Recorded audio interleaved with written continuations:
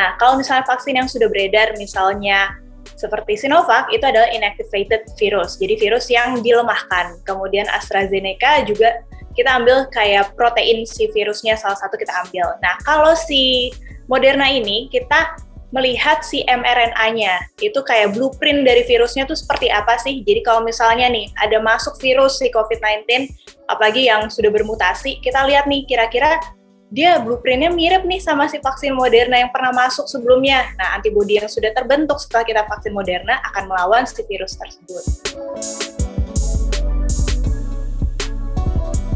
Salah satunya karena dia salah satu tipe vaksin yang menggunakan metode mRNA gitu.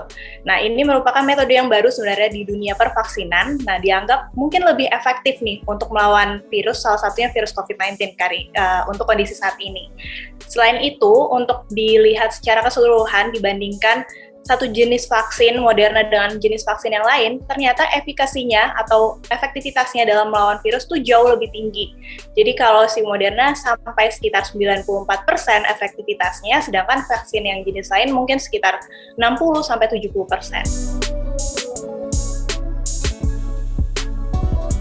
Kurang lebih cara kerja vaksin terhadap tubuh kita sampai terbentuk antibodi kurang lebih sama. Jadi ketika kita dimasukkan suatu jenis vaksin, nah tubuh kita akan menganggap hal tersebut atau vaksin tersebut merupakan benda asing, sehingga tubuh akan membentuk suatu antibodi terhadap vaksin tersebut. Jadi ketika nantinya kita terinfeksi virus COVID-19, tubuh udah punya antibodi nih, wah mirip nih sama vaksin yang sebelumnya sudah masuk ke dalam tubuh kita, jadi udah siap untuk melawan virus tersebut.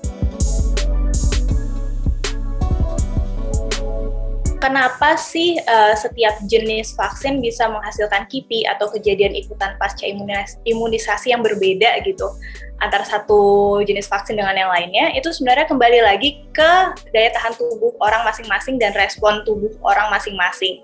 Ada juga yang mungkin divaksin Moderna tapi kemungkinan KIPI-nya rendah atau ringan aja. Ada juga yang mungkin divaksin Sinovac kok demam ya, padahal orang-orang lain mayoritasnya nggak demam. Itu balik lagi ke respon tubuh masing-masing yang bisa berbeda. Nah, kalau secara umum kita lihat kenapa sih KIPI Sinovac cenderung lebih ringan, sedangkan Moderna cenderung lebih berat, mungkin bisa kita kaji lagi dari si tipenya, tipe vaksinnya. Karena Sinovac mungkin inactivated virus, kemudian si Moderna lebih ke arah mRNA, mungkin karena hal tersebut, jadi respon imun juga bisa berbeda-beda dan KIPI-nya juga bisa berbeda gitu.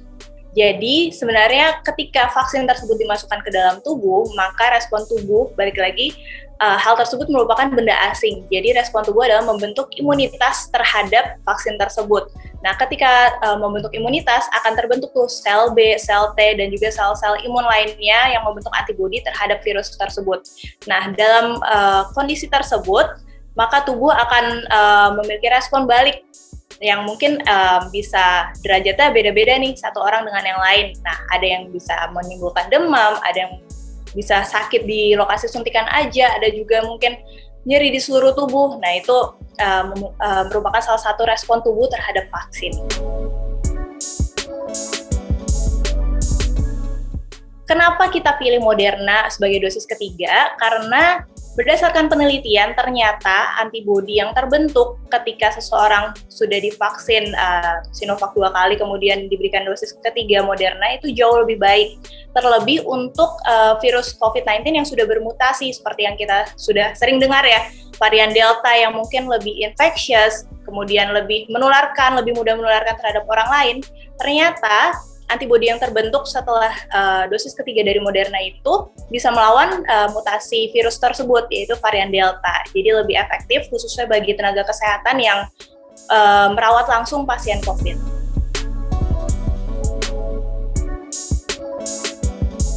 Nah, sebenarnya untuk efektivitasnya tidak jauh berbeda sih. Cuma karena tenaga kesehatan pada saat itu kan memang awal pandemi dan vaksin yang tersedia saat itu baru ada Sinovac, kemudian kondisi saat ini COVID-nya semakin memburuk, adanya mutasi dari genetik virus COVID, makanya diperlukan dosis ketiga. Tapi kalau misalnya sudah memperoleh vaksin Moderna atau mungkin vaksin jenis lain dan tidak ada faktor risiko lain yang mungkin terpapar virus COVID-19 yang berat seperti tenaga kesehatan, sebenarnya cukup aja sih vaksinasi dosis pertama dan juga dosis kedua. Nah, ini sebenarnya bisa berbeda-beda, tergantung lagi balik ke respon imun tubuh ketika membentuk antibodi setelah divaksin. Nah, kalau secara general, berdasarkan penelitian, kurang lebih sekitar 3 bulan titer antibodi akan semakin menurun gitu. Hal yang sama juga terjadi pada orang yang sudah terinfeksi COVID-19. Itu alasannya kenapa orang yang sudah terkena COVID, kenapa harus nunggu 3 bulan baru boleh divaksin lagi, karena berdasarkan penelitian kurang lebih antibodi itu masih bertahan selama 3 bulan. Jadi lebih ke arah mubazir kalau misalnya sebelum 3 bulan udah divaksinasi lagi.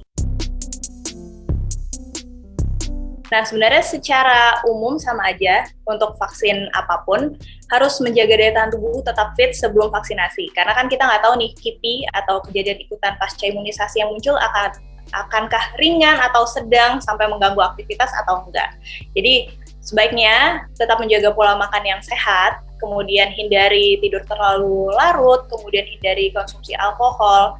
Nah, selain itu, kalau dari rekomendasi Perdosi atau Perhimpunan Dokter Spesialis Saraf Indonesia, 24 jam sebelum sampai 24 jam sesudah vaksinasi disarankan untuk menghindari konsumsi analgesik. Nah, walaupun update terakhir 24 jam vaksinasi ini bukan hal yang wajib untuk tidak konsumsi analgesik.